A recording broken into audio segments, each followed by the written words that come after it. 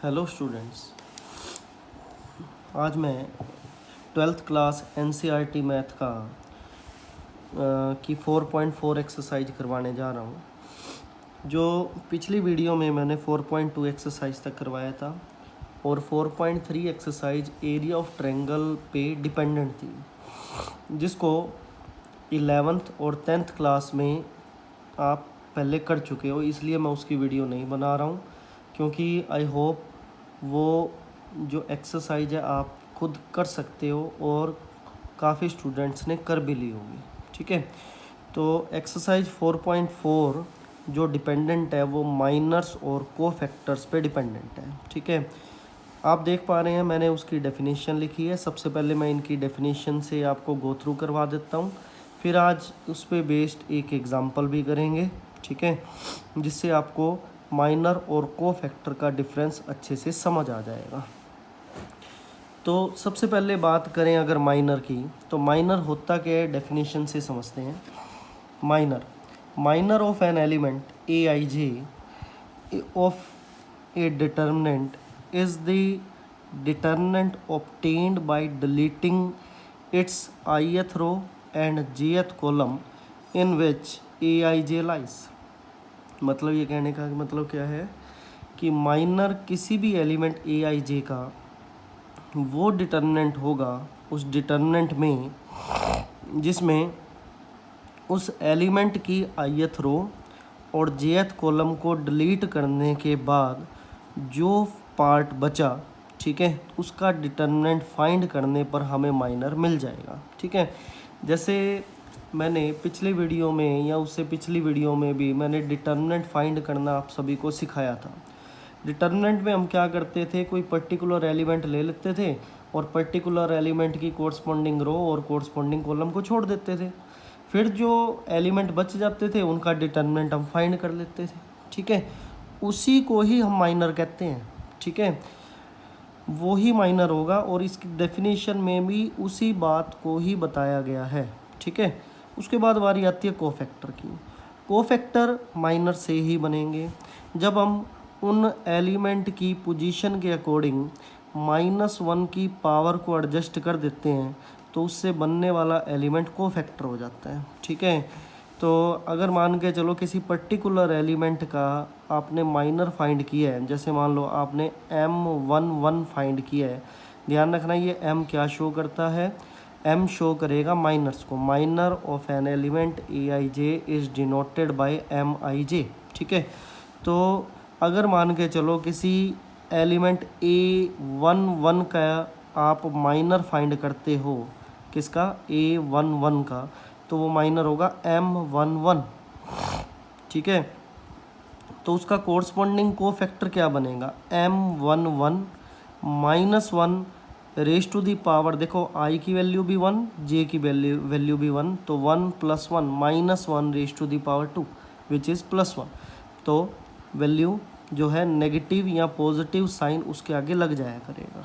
ठीक है, तो इस तरीके से हम कोफैक्टर को हम फाइंड कर लिया करेंगे। ठीक है, अब मैं इस बात को अच्छे से बताने के लिए मैं एक एग्जांपल की हेल्प ले रहा हूँ, जिसके अंदर मैं माइनर और कोफैक्टर को साइमल्टेनियसली सोल्व करूँगा। साइमल्टेनियसली मीनिंग ये समझ लो कि एक तरफ माइनर चलेंगे और दूसरी तरफ कोफैक्टर चलेंगे, जिससे कि आपको उन दोनों के बीच का डिफरेंस अच्छे से समझ आए। स्टूडेंट कई बार इन्हीं में ही पजल हो जाते हैं कि माइनर के अंदर नेगेटिव पॉजिटिव साइन को ध्यान में रख लेते हैं, कोफैक्टर में ही ध्यान रखना होता है, वो माइनर में नहीं होता। वो मैं आपको बताता हूँ, बाय एग्जांपल बताता हूँ। ठीक है, ध्यान रखना, कोफैक्टर को हम कैपिटल A से डिनोट करेंगे और माइनर को कैपिटल M से डिनोट करेंगे। ठीक है, कैपिटल M। तो देखो सभी, यहाँ मैं फाइंड कर रहा हूँ माइनर्स। ठीक है, एक लाइन लगा देता हूँ बीच में ताकि आप सभी को दोनों के बीच का डिफरेंस नज़र आए। यहाँ मैं कोरस्पॉन्डिंगली फाइंड करता रहता हूँ कोफैक्टर्स। ठीक है, तो सबसे पहले मैं फाइंड करता हूँ M11।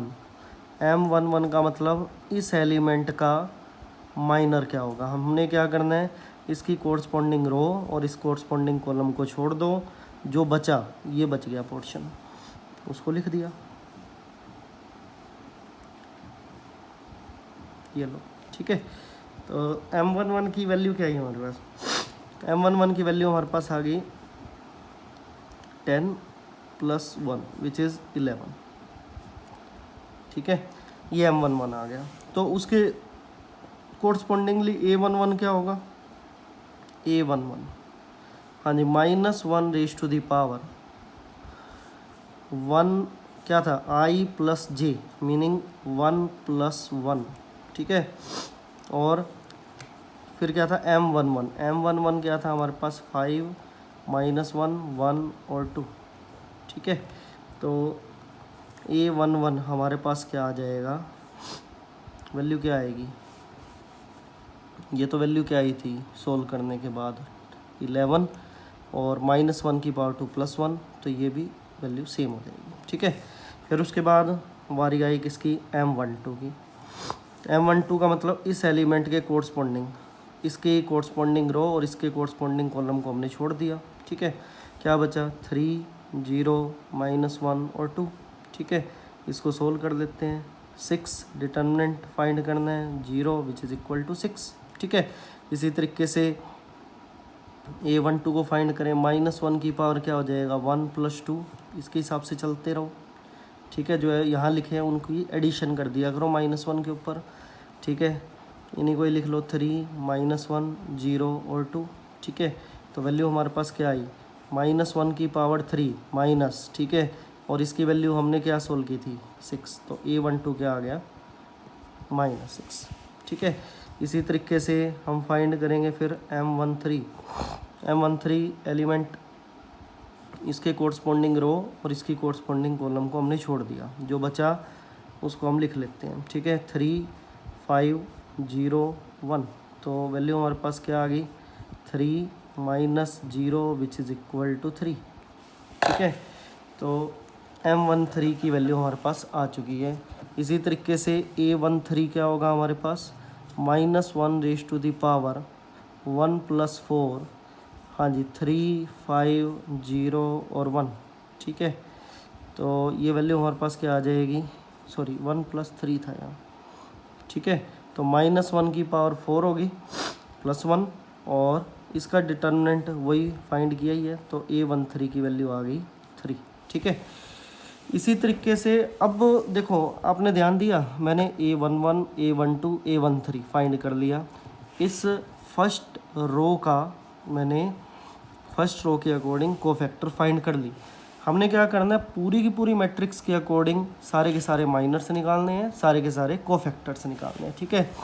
अब बारी आएगी आगे M21 की। M21 ये वाला एलिमेंट होता है, देखो ये वाला एलिमेंट है, ठीक है। इसके कोरस्पॉन्डिंग रो और इस कोरस्पॉन्डिंग कॉलम को छोड़ दें तो एलिमेंट ये 4 बच जाएंगे, ठीक है। तो इसको हम लिख देते हैं, क्या वैल्यू आई हमारे पास, हाँ जी 0 1 4 और 2, ठीक है। वैल्यू क्या आ गई 0 -4, ठीक है, विच इज़ -4। इसी तरीके से A21 क्या हो जाएगा -1 की पावर 1 + 2, ठीक है, सॉरी 2 + 1, बात तो एक ही है वैसे तो, 0 4 1 और 2, ठीक है। तो वैल्यू हमारे पास -1 की पावर 3 विच इज़ -1, और इसका डिटर्मिनेंट क्या था -4 विच इज़ +4, ठीक है। हाँ जी, उसके बाद M22 सेम वे में M22 क्या होगा, हाँ जी ये रहा 22 एलिमेंट, ये 22 एलिमेंट है। इसकी कोरस्पॉन्डिंग रो और इस कोरस्पॉन्डिंग कॉलम को छोड़ दो, एलिमेंट ये 4 बच जाएंगे, ठीक है। तो इनको लिख लेते हैं हम, क्या वैल्यू बची 1 0 4 2, ठीक है। तो सोल्व करें तो 2 - 0 विच इज़ इक्वल टू 2, ठीक है। इसी तरीके से A22 फाइंड करें। A22 क्या होगा -1 रेज टू द पावर 2 + 2, और ठीक है, तो -1 की पावर 4, ठीक है, +1, और इसका डिटर्मिनेंट क्या आया है 2, तो वैल्यू क्या हो जाएगी 2, ठीक है। सेम वे में M23 M23 M23, ठीक है। तो एक लाइन यहाँ लगा लेते हैं, कॉरस्पॉन्डिंगली हम A23 को भी इसके अंदर फाइंड करेंगे, ठीक है। M23 वाला एलिमेंट कौन सा है? ये एलिमेंट है, इसके कोरस्पॉन्डिंग रो और इसकी कोरस्पॉन्डिंग कॉलम को छोड़ दो, एलिमेंट बच गए ये 4, 1 0 0 1, ठीक है। तो इसको यहाँ लिख लेते हैं 1 0 0 1, ठीक है। डिटर्मिनेंट 1, ठीक है।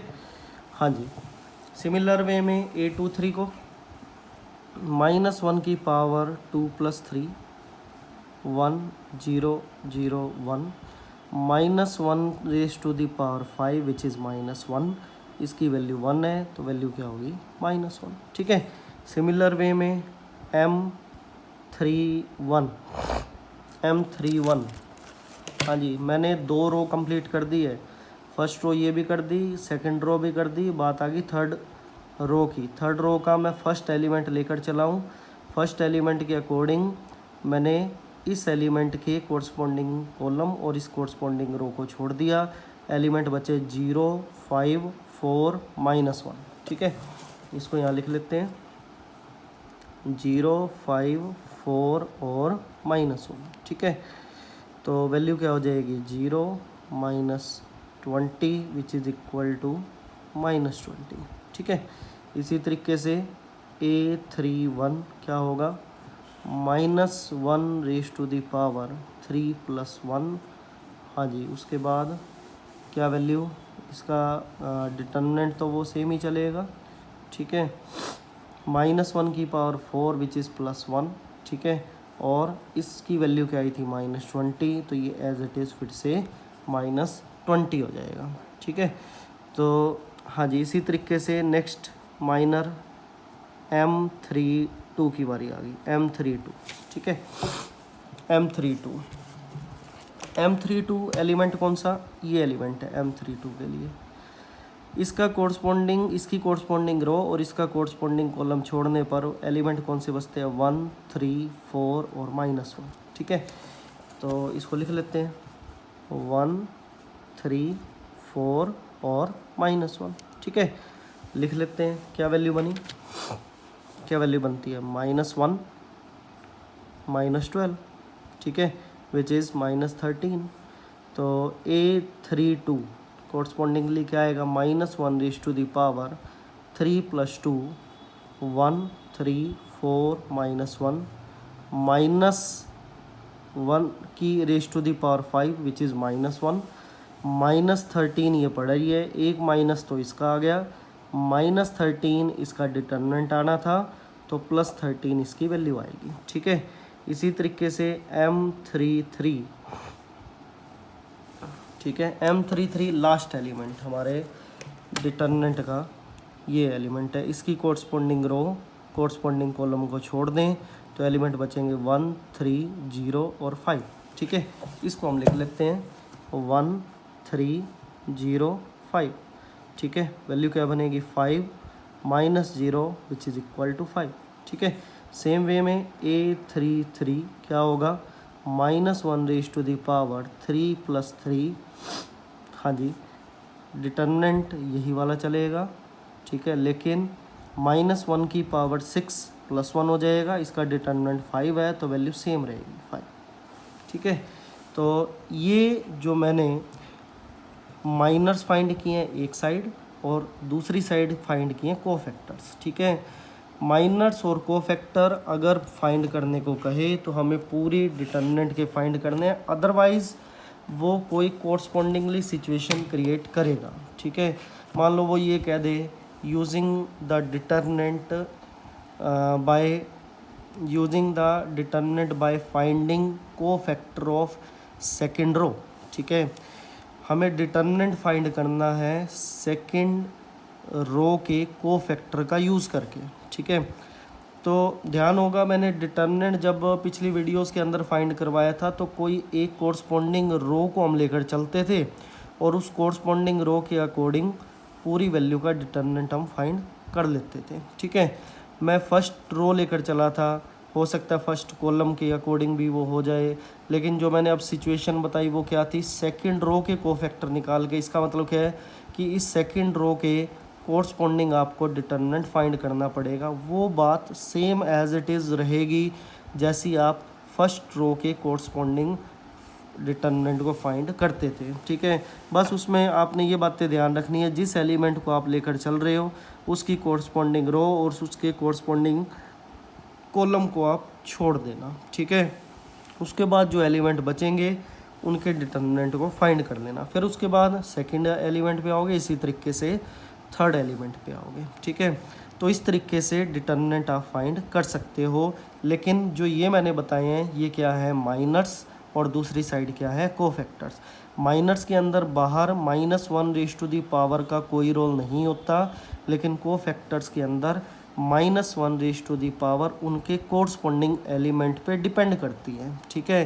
कोरस्पॉन्डिंग एलिमेंट का इसमें मीनिंग क्या है, मान के चलो अगर आप A11 की बात कर रहे हो तो -1 की पावर 1 + 1 लगेगा, ठीक है। और उसके साथ जो डिटर्मिनेंट होगा वो कौन सा होगा, उस एलिमेंट के कोरस्पॉन्डिंग रो और कोरस्पॉन्डिंग कॉलम को छोड़ के जो बचेगा उसको यहाँ पे लिखना है, फिर उस कोफैक्टर को फाइंड कर लेना है, ठीक है। ऐसे ही आप हर एक एलिमेंट के माइनर और हर एक एलिमेंट के कोफैक्टर को फाइंड कर सकते हो, ठीक है। माइनर का यूज़ नहीं, मतलब इतना नहीं करेंगे आगे हम जितना कोफैक्टर का हम यूज़ करेंगे, ठीक है। एक्सरसाइज 4.4 के अंदर 4.4 में जितने भी क्वेश्चन दिए गए हैं वो माइनर और कोफैक्टर पे ही डिपेंडेंट दिए गए हैं, ठीक है। स्टार्टिंग के जो क्वेश्चन है 4.4 के, उसके अंदर किसी में माइनर पूछा गया, किसी में कोफैक्टर पूछा गया फर्स्ट क्वेश्चन में। आई थिंक सेकंड या थर्ड क्वेश्चन ऐसा है जिसके अंदर वो कोरस्पॉन्डिंग रो या कोरस्पॉन्डिंग कॉलम की हेल्प से आपको डिटर्मिनेंट फाइंड करने को कहेगा, ठीक है। जब भी हम पहले डिटर्मिनेंट फाइंड करते थे वो हम क्या करते थे, फर्स्ट रो के कोरस्पॉन्डिंग हम डिटर्मिनेंट को फाइंड कर लिया करते थे, ठीक है। अब वो जिस भी रो या जिस भी कॉलम के कोरस्पॉन्डिंग डिटर्मिनेंट फाइंड करने को कहे, आप इस मतलब कोफैक्टर का यूज़ करके उन डिटर्मिनेंट को फाइंड कर सकते हैं, ठीक है। तो 4.4 एक्सरसाइज इसी पे ही डिपेंडेंट है आपकी। लेकिन अगर मैं बात करूँ 4.5 एक्सरसाइज की, तो इन्हीं कोफैक्टर्स को हम आगे लेकर चलेंगे, जिसके अंदर एक आपको डेफिनेशन मिलेगी एडजॉइंट की। Adjoint of A matrix. कोई भी मैट्रिक्स का एडजॉइंट होता क्या है और कैसे फाइंड करते हैं, सबसे पहले इस बात को समझना है। एडजॉइंट की नोटेशन इस तरीके से मैं लिखा करूँगा, आपके मैथ में भी ऐसी ही लिखी हुई है, ADJ, मीनिंग एडजॉइंट जिस मैट्रिक्स का आप फाइंड कर रहे हो वो यहाँ लिखा जाएगा, ABC जो मैट्रिक्स है, ठीक है, एडजॉइंट ऑफ A, ठीक है। जो कोफैक्टर्स आपने फाइंड किए पिछले एग्जाम्पल में, उस एग्जाम्पल के जितने भी कोफैक्टर्स थे उनको उनकी पोजीशन के अकॉर्डिंग एक मैट्रिक्स में हम लिख लेते हैं, ठीक है। एक मैट्रिक्स में उसको मैं एडजस्ट कर रहा हूँ, कैसे, ध्यान दीजिएगा। जो मैंने पहला कोफैक्टर निकाला था वो था A11 जिसकी वैल्यू क्या थी 11, ठीक है। तो मैं एक काम कर रहा हूँ, उसको 11 को यहाँ रख रहा हूँ, क्योंकि ये एलिमेंट कौन सा होता है, कौन सा है, फर्स्ट पोजीशन ही तो है ये एलिमेंट की। इसी तरीके से A12 की वैल्यू क्या थी -6। सेम वे में A13 की वैल्यू क्या थी 3, ठीक है। A21 की वैल्यू क्या थी 4, ठीक है। A22 की वैल्यू क्या थी 2। सेम वे में A23 की वैल्यू क्या थी हमारे पास -1। A31 की वैल्यू क्या थी -20। A32 की वैल्यू क्या थी 13। A33 की वैल्यू क्या थी 5, ठीक है। हमने क्या किया, जो कोफैक्टर हमने फाइंड किए उनको मैट्रिक्स में उनकी पोजीशन के हिसाब से लिख दिया। अब अगर उसका ट्रांसपोज कर दिया जाए, उससे मिलने वाले रिजल्टेंट मैट्रिक्स को हम एडजॉइंट ऑफ मैट्रिक्स कहेंगे। ठीक है, ट्रांसपोज इसका कर दो। ट्रांसपोज करें तो क्या है, 11 -6 3 4 2 -1 -20 13 और 5। ठीक है, तो ये मैट्रिक्स हमने जो फाइंड की है, इसको हम एडजॉइंट ऑफ ए मैट्रिक्स कहते हैं। ठीक है, ये जो एडजॉइंट ऑफ ए मैट्रिक्स है, मैंने किसकी हेल्प से फाइंड की, ये मैंने फाइंड की है कोफैक्टर की हेल्प से। ठीक है, कोफैक्टर जो हमने फाइंड किए थे, उन कोफैक्टर को मैट्रिक्स में लिखा, उस मैट्रिक्स का फिर ट्रांसपोज किया, उस ट्रांसपोज से मिलने वाली मैट्रिक्स को हम एडजॉइंट ऑफ ए कहेंगे। ठीक है, तो एडजॉइंट क्वेश्चन मतलब काफ़ी बार आता है एडजॉइंट फाइंड करने का, या फिर इससे एक आगे टॉपिक और है जो इसी से ही लिंक खाता है। ठीक है, इसी से ही इसका लिंक मिलेगा, जो 5th एक्सरसाइज के अंदर मेन है और मोस्ट इम्पोर्टेंट है, क्योंकि 4.5 में से हर साल एक क्वेश्चन आता है। ठीक है, तो उसके लिए आपको 4.4 अच्छे से समझनी पड़ेगी। क्यों? क्योंकि 4.5 में जो टॉपिक हैं वो कोफैक्टर पे डिपेंडेंट है, और कोफैक्टर आपके 4.4 में है। कोफैक्टर से बनते हैं एडजॉइंट, एडजॉइंट से आगे जो टॉपिक मैं करवाऊंगा वो अभी बता देता हूँ। ठीक है, एडजॉइंट ऑफ ए मैट्रिक्स मैंने बताया, होप आपको सभी को समझ आया होगा। ठीक है, इसके बाद जो मैं मेन मेथड बताने वाला हूँ, उस मेन मेथड को करने से पहले 2 डेफिनेशन है, उनको अच्छे से समझें, फिर मैं वो अपनी बात रखूँगा। ठीक है, 2 डेफिनेशन कौन सी? सबसे पहली है singular matrix.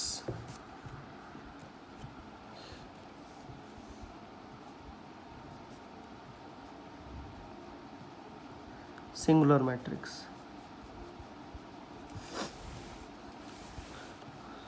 if a square matrix is said to be singular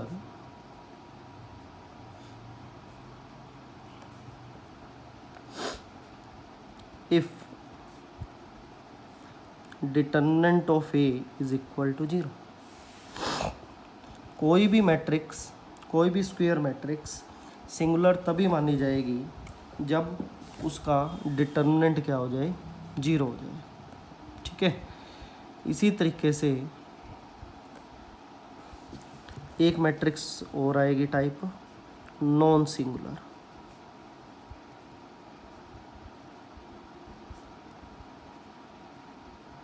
A matrix, A square matrix is said to be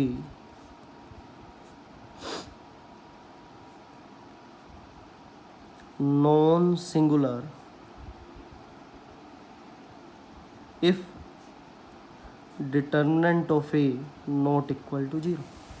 determinant आप सभी पिछली वीडियो में फाइंड करना सीख गए हैं, तो उनका डिटर्मिनेंट फाइंड करके चेक कर सकते हैं कि अगर किसी मैट्रिक्स का डिटर्मिनेंट 0 आ जाए तो वो सिंगुलर है, अदरवाइज़ वो नॉन सिंगुलर है। ठीक है, अगर 0 नहीं है तो वो नॉन सिंगुलर मैट्रिक्स कहलाएगी।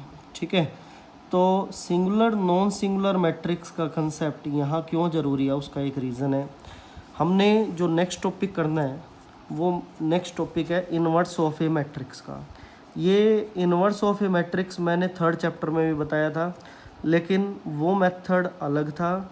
अब हम जो मेथड करेंगे वो नॉन सिंगुलर मैट्रिक्स, जो मतलब एक नोटेशन, एक फार्मूले की हेल्प से अलग से एक मेथड और करेंगे। ठीक है, एक मेथड आप 3rd चैप्टर में पढ़ चुके हो, एक मेथड और मैं आप करवा रहा हूँ। इन्वर्स ऑफ ए मैट्रिक्स मैं 3rd चैप्टर में वैसे बता चुका हूँ क्या होता है, कि if a matrix is said to have inverse if there exist a matrix B such that A B is equal to B A which is equal to identity. ठीक है। So B is inverse of A। तो मैंने B को denote किया था किससे, A inverse से, ठीक है। ये आपको बातें ध्यान होगी, ठीक है। तो आज मैं इनवर्स की बात ही कर रहा हूँ और उसके लिए नॉन सिंगुलर मैट्रिक्स का कंसेप्ट लेकर के मैं चलूँगा। ध्यान रखना एक बात का, किसी भी मैट्रिक्स का इनवर्स तभी एग्जिस्ट करेगा जब वो मैट्रिक्स नॉन सिंगुलर होगी, ठीक है। इसमें इससे जुड़ी है ना एक दो थ्योरम्स भी है, अगर मेरे को ज़रूरी लगेगा तो मैं नेक्स्ट वीडियो में मैं वो ज़रूर ऐड करूँगा, ठीक है। अभी फ़िलहाल मैं एक काम करता हूँ, इनवर्स ऑफ ए मैट्रिक्स जो मैंने डेफिनेशन बताई है उसके अकॉर्डिंग आज क्वेश्चन करके देखते हैं, ठीक है, कि कोई भी मैट्रिक्स का हम इनवर्स कैसे फाइंड कर सकते हैं, ठीक है। इनवर्स फाइंड करने के बाद के लिए क्या क्या ज़रूरी है, ठीक है। देखिए सभी,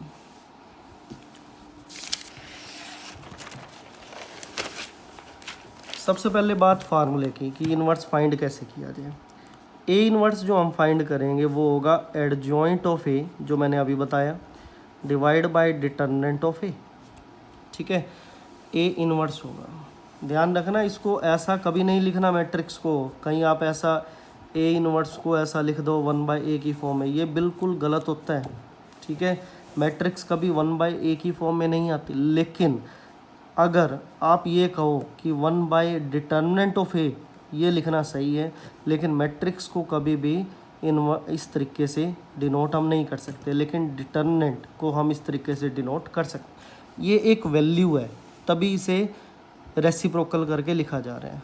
डिटर्मिनेंट एक वैल्यू होती है, लेकिन ये एक मैट्रिक्स है, तो इसकी नोटेशन ए इनवर्स आपने कभी ऐसा नहीं समझना कि ये 1/a है, ठीक है। ए इनवर्स और 1/a एक दूसरे से कोई लिंक नहीं है इनका, ठीक है। 1/a नहीं लिखते कभी भी, ठीक है।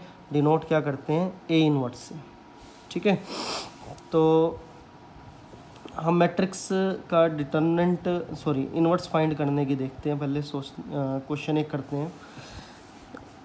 सपोज ए कोई भी मैट्रिक्स में लेकर चलता हूँ,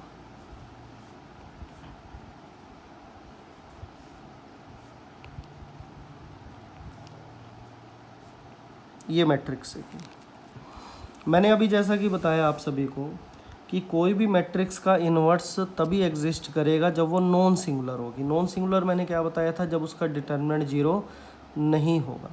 तो कोई भी मैट्रिक्स का इन्वर्स करने से पहले सबसे पहले ये चेक कर लेना कि क्या वो मैट्रिक्स सिंगुलर है या नॉन सिंगुलर है, ठीक है। अगर वो मैट्रिक्स नॉन सिंगुलर होगी तभी ए इन्वर्स हम फाइंड कर पाएंगे, अदरवाइज़ फाइंड नहीं कर पाएंगे। उसका इन्वर्स एग्जिस्ट नहीं करेगा अगर वो सिंगुलर मैट्रिक्स होगी तो, ठीक है। तो हाँ जी, देखो सभी, डिटर्मिनेंट ऑफ ए 1 2 3 0 2 4 0 0 5, ठीक है। देखो मैं अपनी बात एक क्लियर कर देता हूँ आप सभी को, आपको ध्यान होगा। अभी मैंने थोड़ी देर पहले ही आपको एक बात बताई थी कि एक्सरसाइज 4.4 में डिटर्मिनेंट वो किसी भी रो और किसी भी कोरस्पॉन्डिंग कॉलम के अकॉर्डिंग वो कह सकता है, ठीक है। 4.4 में एग्जांपल भी है, ठीक है। तो आप किसी भी रो और किसी भी कोरस्पॉन्डिंग कॉलम के अकॉर्डिंग जब भी डिटर्मिनेंट फाइंड करोगे वैल्यू सेम ही आएगी। मैं इसके लिए आपको दिखा भी देता हूँ इस क्वेश्चन के अंदर करके कि सपोज करो अगर मैं सेकेंड रो के कोरस्पॉन्डिंग डिटर्मिनेंट को फाइंड करूं तो कैसे करेंगे और उससे मिलने वाली वैल्यू क्या होगी, ठीक है। देखिए सभी, सेकेंड रो मैं लिख देता हूं यहाँ,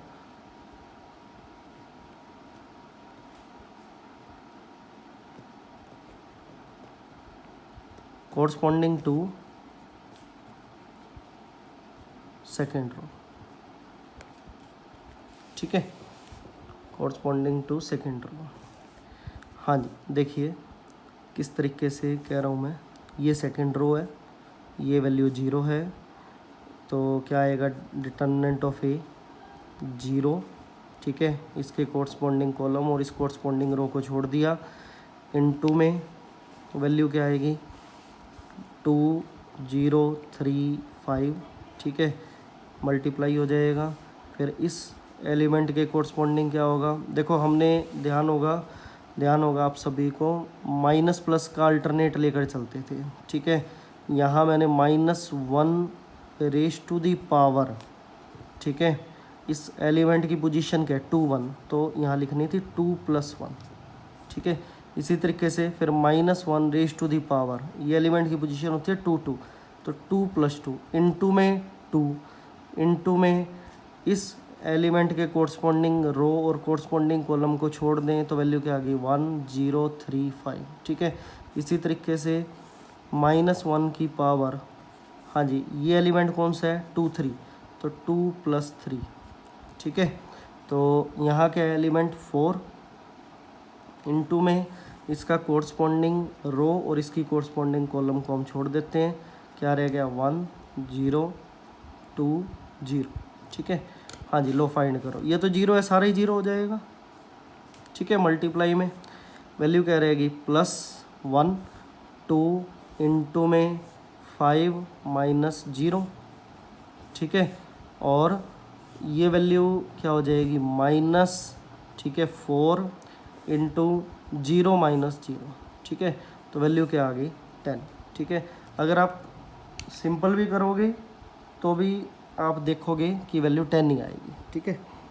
तो ये मैंने सेकंड रो के कोरस्पॉन्डिंग करके दिखा दिया। इसी तरीके से आप थर्ड रो के कोरस्पॉन्डिंग कर सकते हो या थर्ड कॉलम के कोरस्पॉन्डिंग कर सकते हो, तो डिटर्मिनेंट सेम आएगा, ठीक है। तो अगर माइंड में कोई कन्फ्यूज़न हो तो अब क्लियर हो गई होगी, ठीक है। तो मैं अब ये बात कह रहा था कि इसका डिटर्मिनेंट 10 आया है, मतलब 0 नहीं है, मतलब नॉन सिंगुलर है,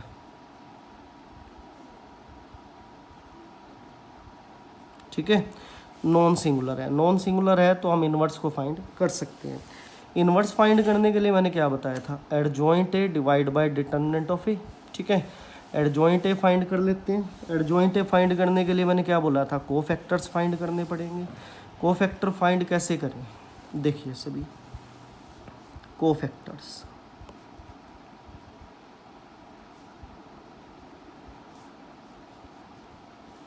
कोफैक्टर्स में सबसे पहले एलिमेंट कौन से, पहला एलिमेंट कौन सा था A11, A11 के लिए -1 रेज टू दी पावर 1 + 1, हाँ जी।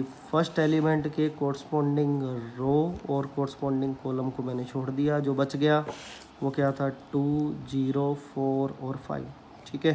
क्या वैल्यू आई हमारे पास -1 की पावर 2 विच इज़ +1, तो A11 की वैल्यू क्या आ गई 10 -0, तो 10 ही रहेगी, ठीक है। सिमिलर वे में A12 के लिए A12 एलिमेंट ये रहा, इसका कोरस्पॉन्डिंग रो कोरस्पॉन्डिंग कॉलम छोड़ देते हैं, 1 0 3 और 5 बच गए, ठीक है। -1 की पावर कितनी हो जाएगी 1 + 2, तो क्या रहा 1 0 3 5, ठीक है।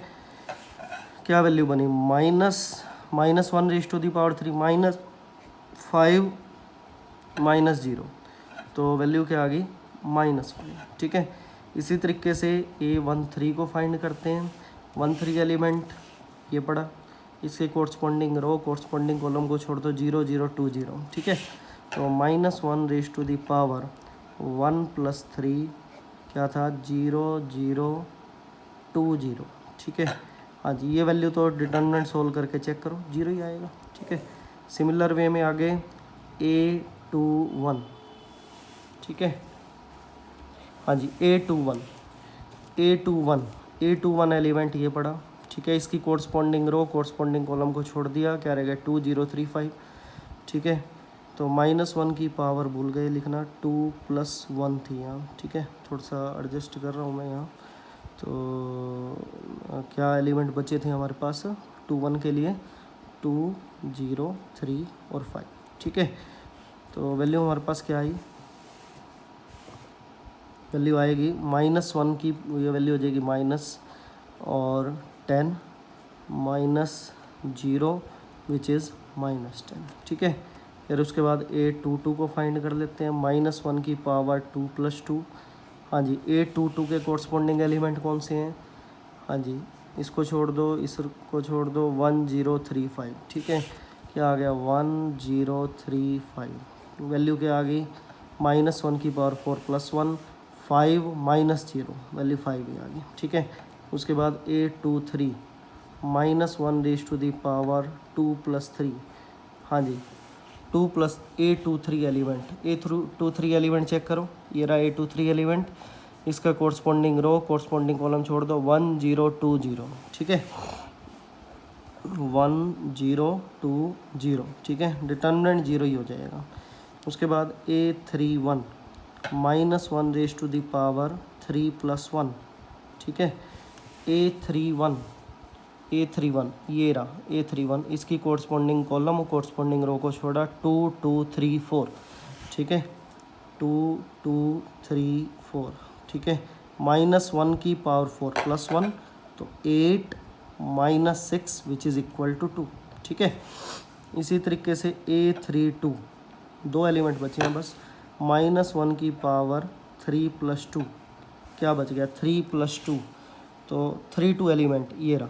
ठीक है, कोरस्पॉन्डिंग रो कोरस्पॉन्डिंग कॉलम को छोड़ दिया, तो क्या रह गया 1 0 3 4। ठीक है, तो 1 0 3 4 वैल्यू क्या आ गई हमारे पास, -1 की पावर 5 विच इज़ -1, तो -4 हो जाएगा। चेक करेंगे। ठीक है, A33 सिमिलर वे में -1 की पावर 3 + 3।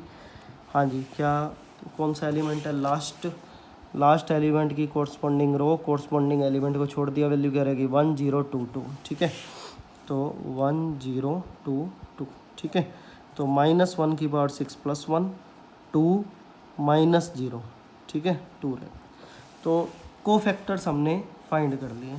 अब क्या करें, जैसे पहले बताया था, कोफैक्टर्स को हम क्या करते हैं उसके अंदर लिख लेते हैं मैट्रिक्स में, जो एडजॉइंट बन जाएंगे ट्रांसपोज करने के बाद उनका। ठीक है, तो लिख लेते हैं, इनको एडजस्ट कर लेते हैं, एडजॉइंट ऑफ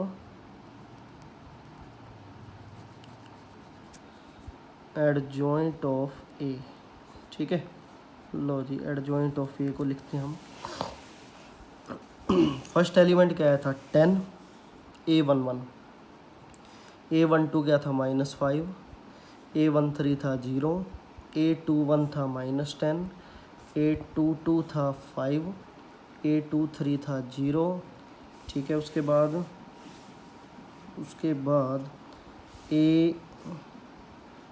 A31 था 2, A32 था -4, A33 था 2। ठीक है, अब उसका हम कर लेते हैं ट्रांसपोज। ठीक है, ट्रांसपोज कर लेते हैं, ट्रांसपोज चेक कर लेते हैं। ट्रांसपोज किया तो वैल्यू क्या आई, एक पार्ट में कहीं गलती ना हो, चेक कर लेते हैं एक बार। A12 एलिमेंट सही है क्या, A12 हमने क्या किया था, 12 के लिए हमने कोरस्पॉन्डिंग रो कोरस्पॉन्डिंग कॉलम को छोड़ा था। एक छोटी सी गलती हुई है यहाँ, मुझे ऐसा लग रहा है। देखो, A12 एलिमेंट में ये A12 एलिमेंट था, इसके कोरस्पॉन्डिंग रो कोरस्पॉन्डिंग कॉलम को छोड़ा था 0 0 4 5, ये होना था। हमने शायद गलत ले लिया यहाँ, 0 0 4 5 ये होना था, तो वैल्यू 0 आएगी। ठीक है, तो ये काट देते, ये 0 आएगी वैल्यू। ठीक है, ये वैल्यू 0 आनी थी, ये गलती हुई है यहाँ, थोड़ा देख लेना, कई बार जल्दबाजी में हो जाता है। ठीक है, ये 0 लिख दिया, तो इसका ट्रांसपोज कर देते हैं, क्या वैल्यू आई 10 0 0 -10 5 0 2 -4 2। ठीक है, हाँ जी, तो ये आ गया adjoint of A, adjoint of A आ चुका है। अब ए इनवर्स कैसे आया, ए इनवर्स मैंने बताया था adjoint of A divide by determinant of A. Determinant of A हमारे पास क्या था, डिटर्मिनेंट ऑफ ए हमने फाइंड किया था 10, वैल्यू होगी 1/10, और मैट्रिक्स हमने एज इट इज़ लिख दी। ठीक है, अब इस 10 को अगर अंदर 1/10 को अगर मल्टीप्लाई करोगे तो हर एक एलिमेंट कोरस्पॉन्डिंग एलिमेंट से मल्टीप्लाई हो जाएगा। ये 1 आ जाएगा, -1, 1/5, 0, 1/2, -4/10 विच इज़ -2/5, 0, 0, 1/5। ठीक है, तो ए इनवर्स ये हो जाएगा फाइंड। ठीक है, तो इस तरीके से हम इनवर्स फाइंड कर सकते हैं। ठीक है, तो आज की वीडियो में मैं एक बार इतना ही करवा रहा हूँ। 4.5 में कुछ एक क्वेश्चन बचे हुए हैं, वो मैं आपको अगली वीडियो में ही बताऊँगा।